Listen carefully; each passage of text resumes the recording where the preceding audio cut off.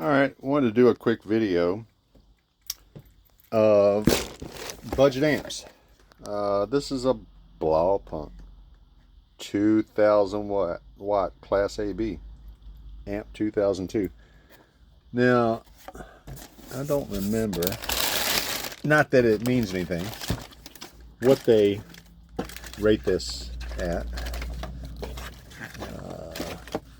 We all know the ratings are selling tactics. Let's see, 1604, 2002.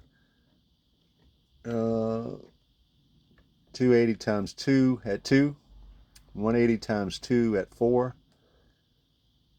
600 times 1 at 4. Now, realistically, it's 225 amp fuses. So, what, 2 ohms times 2, Class AB, however well or poorly it's made, it's not going to be that efficient in Class AB. So, let's say 200 times 2 at 2, 100 times 2 at 4, maybe it's 200, 300 times 1 at 2, bridged,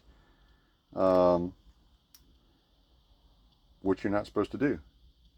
Times 1, you're supposed to bridge it at 4 ohms lowest. I've got this thing bridged, now, you got box rise or whatever. It's showing, I think, 2.1, 2.2, something like that, ohms. And I've run it a little bit. Now it's warm. It's not liking the 2 ohms that much. Probably what I've done before is actually put a computer fan, I've cut holes in here and put a fan in there and to move air and run those lower than rated. Not that I advise that, but the point of this video is, and I don't remember the cost, I'd have to go back and look.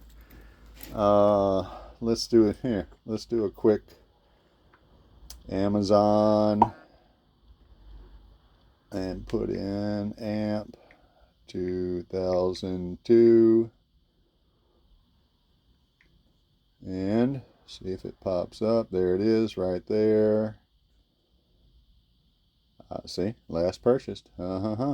65 bucks. Now, anybody that's looked at any of my videos or whatever, you pay attention to other people, you know that recoil, data sat, these are all budget amps that do 600 plus now at 1 ohm, 2 ohm. This is not going to do anywhere near that. But to say it's not serviceable, you can't use it, it's junk, that's not true. This is a 1000 RMS 3-inch voice coil subwoofer, 12-inch. It's in too small of a box.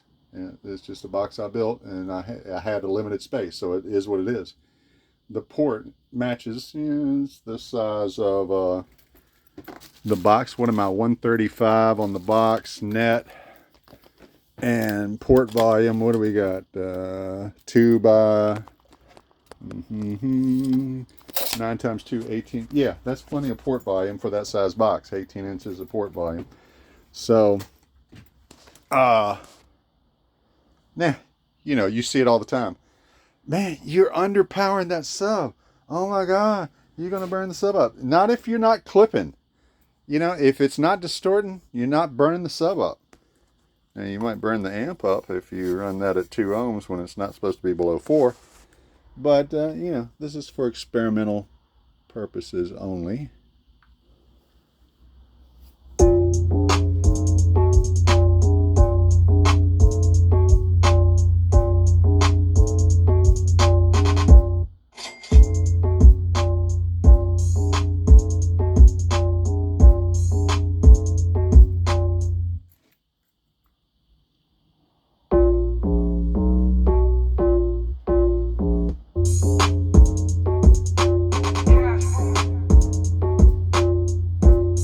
Let's pause that and hit this other one a little bit.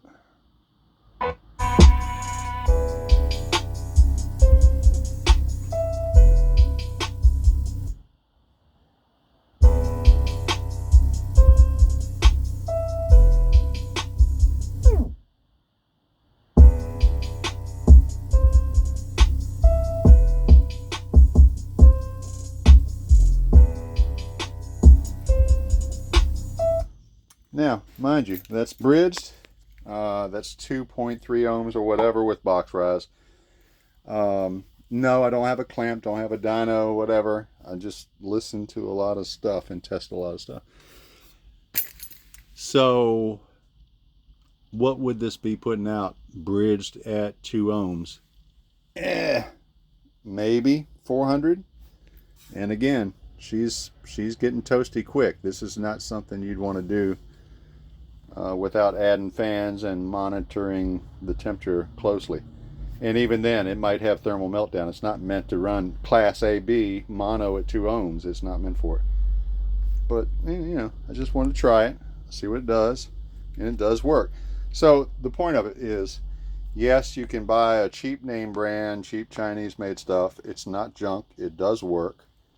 It will run a big subwoofer without burning it up, if you so desire, until you can, let's say you want to buy something to get you by. Maybe your other one blew up.